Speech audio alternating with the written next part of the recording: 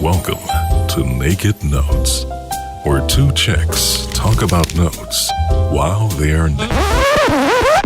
What? That's not what this podcast is about? Welcome to Naked Notes, where you will learn the honest, unfiltered, and naked truth about buying non-performing notes throughout the country. Whether you're brand new to this type of investing or have your own portfolio, let Naked Notes be your guide through the note world. Now, here are your hosts, Jasmine and Shelby. Today we have a special guest. When I say special guest, only because she's showing up in her capacity of some of the inventory, but Shelby is a member of the community. So Shelby's going to jump in. I'm going to give her the floor first to talk about her notes. I'll let her share her story, but if you have not heard her story, check her out on the Naked Notes podcast. But yeah, give him a good 30 seconds rundown. Let me know when you're ready, actually, Shelby, because you may be in a car or something, but 30-second rundown about how you found the community and what got you to here and what you're doing here, because she's going to be putting some inventory that many of you haven't gotten to that part of your training yet, right? Because when you talk about bridge loans, it's more advanced. So I'm excited for her to talk to you about that. Awesome. Thank you. Can you guys hear me? Jasmine, everyone can hear me okay? Yes, ma'am. I can hear you, Shelby. Okay. Yeah. Awesome. Well, I'm so happy that Jasmine asked me to be part of the Scrape the Tape today. I've been a part of many Scrape the Tapes, being part of the Nap Nation group now.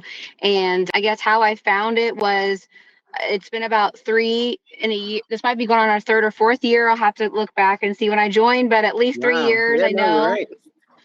Yeah, I joined coming out of COVID and had a very large rental portfolio of just single family homes I was managing, and was trying to convert those people to, I was basically trying to create seller finance notes out of all of my tenants so that I did not have to manage them so much. And then that led me to Jasmine and the fact that I could just buy these notes instead of trying to create them on my own, which is weird because now I've completely come full circle and now I'm actually making notes again. So I joined Jasmine's group and I went through the entire program. She taught me, they taught me all the things I needed to know, bought a handful of loans through Jasmine, continue to do so. And up until about maybe like 8 or 9 months ago, the group that I buy with, there's 4 of us in a group. Essentially, I'm the doer. They bring the money. So I'm the one that's doing all the things. They have the capital. And up until about 8 months ago, we were just buying. And then we decided to deploy our capital locally in the form of originating what you guys will hear called hard money loans or direct loans, business purpose loans. They have a lot of different names, but they're basically just loans to real estate investors so that those real estate investors can go out and have the capital and the flexibility they need to get deals done. Whether that's like a short-term bridge loan, whether that's refinancing out to a longer-term structure based on the rents that property is bringing in.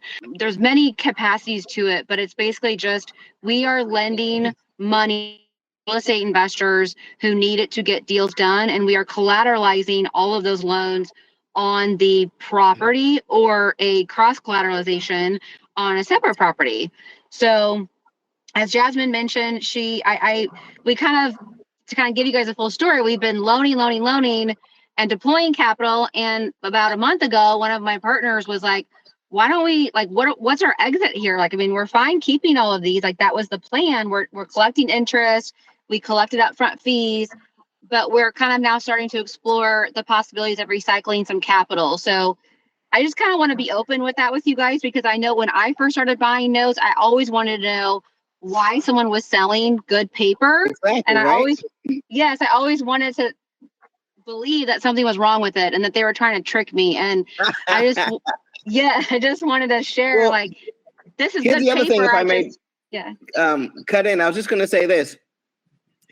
It is a natural, like, way that you came about this process. So that's a beautiful thing. That's when you know the process of loans in and out. So some of us just know about originating, but they're traveling outside of it. Some of us know very well how to get loans, et cetera, how to be good stewards of loans. But the fact that you've come full circle like that in such an organic way, that's natural, right? You start building. And this is how these Blackstones coming out, because it's like, hey, we should recycle our money. Money the volume of money and the velocity of money is an important strategy. So I just love that you came to that and the fact of coming full circle, because now it's just now you are fully encompassing the entire note game, if you will.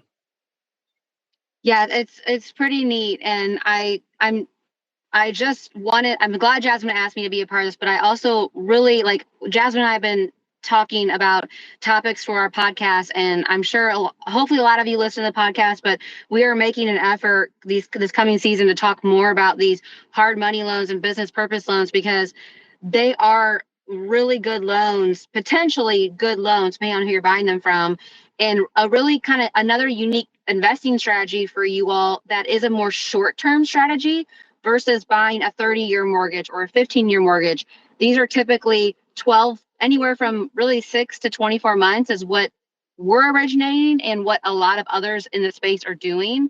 But it's a more short-term strategy with high interest, low leverage, high interest, which is you're kind of probably like, what? Like, how does that even make sense? But I swear to you, like, these are real loans that we have given to people that I know and have met and have been at the homes, because we are only loaning here locally. A lot of private money and hard money lenders are nationwide, and they're really big, and that's really not what we are at this point. And I don't think we really want to be that big, but I know all these borrowers, and we're just looking to recycle capital and also use it as a way to kind of educate more people on, like, don't be scared of these type of loans. Like, they're really neat, and there's a lot of opportunity. I want to say this too. As you become more seasoned of a note investor and more experienced, you're going to learn you're going to have to ebb and flow with the times and what's going on in the current market. So right now, there are more of these bridge loans than ever and less of the other loans, because that's what the market's dictating. You understand, if the rates are hitting 10, 12%, which she's going to start talking about some of the rates she's getting, then business people are less inclined to do 30, 40-year loans, longer loans, when the rates are that high, right? So they're going to want, and there's going to be a longer demand for those short-term loans. As the rates get lower and lower, then you find more of that other product. But right now, if you are not wise and you're not understanding wise on how to buy bridge loans, then this is a whole segment of the market right now that you're not able to engage in. And it's a pretty fluid market. No, that's such a good point. And that's a great point, because banks are struggling to loan. They always kind of struggle to loan to real estate investor niche. It's just a hard niche to get loans on in general, but especially right now, banks are not just handing out money because of the current economic environment we're in. And so it leaves us as hard money lenders in a really great place to offer these loans and be a good resource to local investors and give them a good product so that they can get their deal done. And it just, I can keep going on that, but that's really a good point that Jasmine made.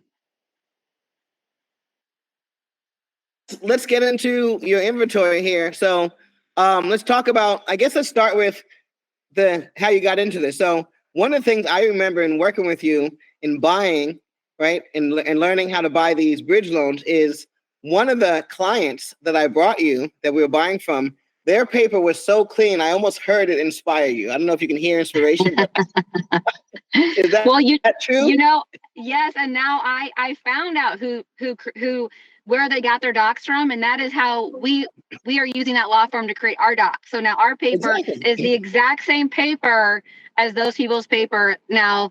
So that's very exciting. Yeah, and that would not be surprising. Let me stop on that, because this is why you get the mentorship, because it's not so much whether you know everything, it's how do you connect the dots, right? And Shelby's not coming from there, but say you're one of those people and you're like, okay, I know most of the stuff, how do I just get it done? The thing is, well, you can create your own paper, but Shelby will tell you there's a difference between how much money you can raise and how many people are going to buy your paper if your paper is not as pristine as this. If your paper is this pristine, then you can sell it on a dime. And then from there on out, I go to some Quest meetings with people trying to sell paper. And this stuff is just, it's really shoddy work, and you shouldn't spend your money on it just because of the collateral file alone. So I wouldn't be surprised then you're allowed to do that. So, but I just got to tell you, without us even talking, I remember that moment going, I was like, this is inspiring. It was, yeah. So here, I'll just kind of get into it really quick. I'm going to start with that grant, the 104 grant, just because it's a pretty simple 12-month loan. Oh, go ahead. No, I'm just gonna say that's fine. But I was just saying, don't forget to piggyback on the one because that loan that you're gonna sell that's not in your portfolio. That's one of the ones that you started buying at first, right? Yeah. So and I can start there too. So the D10, the DeSoto, yes, we bought that one. It is still in my portfolio. It's actually got a maturity date of this July.